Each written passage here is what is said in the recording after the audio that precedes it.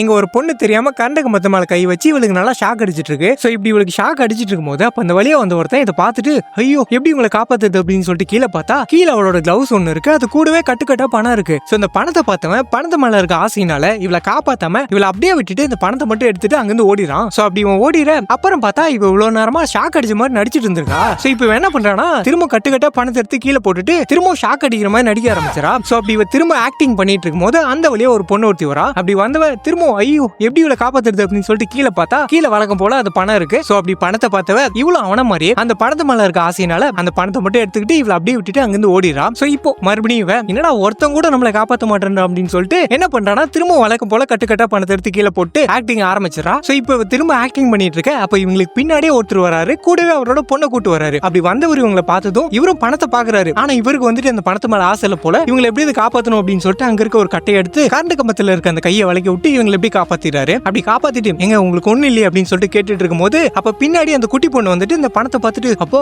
எவ்வளவு காசு பாருப்பா அப்படின்னு சொல்லிட்டு இவ சொல்லும் போது ஆனா இவர் வந்துட்டு அம்மா அந்த காசை எதுக்கு எடுத்த, மத்தவங்களோட காசை எடுக்கக்கூடாதுன்னு உன்ட்ட சொல்லிருந்தா இல்லையா அப்படின்னு சொல்லிட்டு அந்த காசை வாங்கி இவங்கிட்டே கொடுத்துறாரு. அப்படி கொடுத்துட்டு எங்க நீங்க ஓகே இல்ல அப்படின்னு மாதிரி கேட்கும் போது அவங்களும் ஓகேங்க அப்படின்னு மாதிரி சொல்றாங்க. அப்ப இவர் வந்துட்டு இப்போ அர்ஜென்டா எங்கேயோ போய் ஆகணும் போல. சாரிங்க எனக்கு ஒரு முக்கியமான இன்டர்வியூ இருக்கு, நான் போய் ஆகணும், நீங்க பார்த்து வீட்டுக்கு போறீங்களா அப்படின்னு சொல்லிட்டு அவங்களை வீட்டுக்கு அமுச்சு வச்சுட்டு இவர் வேக வேகமா இன்டர்வியூக்கு ஓடிடுறாரு. இவரை பார்த்துட்டு இவளுக்கோ நீ தான் உண்மையான மனுஷன் அப்படின்னு சொல்லிட்டு தோணுது. அதுக்கப்புறம் இவர் நேரா ஒரு கம்பெனிக்கு இன்டர்வியூக்கு வராரு. வந்து பார்த்தா அந்த ரெண்டு திருட்டு கோட்டுங்களும் இங்க தான் உட்காந்துட்டு இருக்கு, அதுங்களும் இன்டர்வியூக்கு வந்திருக்கு போல. அப்படி வந்தவரு நேரா இவங்கிட்டே வந்து எங்க இந்த ஃப்ளோர்ல இன்டர்வியூ நடக்குது அப்படின்னு சொல்லிட்டு கேட்டா இதுங்க என்ன சொல்லுதுன்னா இல்ல சார் இந்த ஃப்ளோர்ல இல்ல, அது 18th ஃப்ளோர்ல நடக்குது, நீங்க அங்கதான் போய் ஆகணும், அது மட்டும் இல்லாம இந்த பில்டிங்ல லிஃப்ட் வேற ஒர்க் ஆகல, நீங்க ஸ்டெப்ஸ் வழியா தான் போய் ஆகணும், போங்க போங்க ஆல்ரெடி லேட் ஆயிடுச்சு அப்படின்னு சொல்லிட்டு இவரை வேணும்னே ஓட விட்டுறாங்க. அப்படி ஓட விட்டு இதுங்க ரெண்டும் இன்டர்வியூக்காக உள்ள வருதுங்க. அப்படி வந்து பார்த்தா இங்கதான் ஒரு ட்விஸ்ட். அது என்ன அப்படின்னா இந்த கம்பெனியோட பாஸ் வேற யாரும் இல்ல, அந்த கரண்ட் கம்பத்துல ஒரு பொண்ணு ஷாக் அடிக்கிற மாதிரி நடிச்சிருந்தால அதே பொண்ணு தான். இவங்களை பார்த்துட்டு இவங்க ரெண்டு பேரும் ஷாக் ஆக வாங்கப்பா உங்களுக்கு தான் வெயிட்டிங், நீங்க வருவீங்கன்னு நல்லா தெரியும், இங்க என்னோட கம்பெனில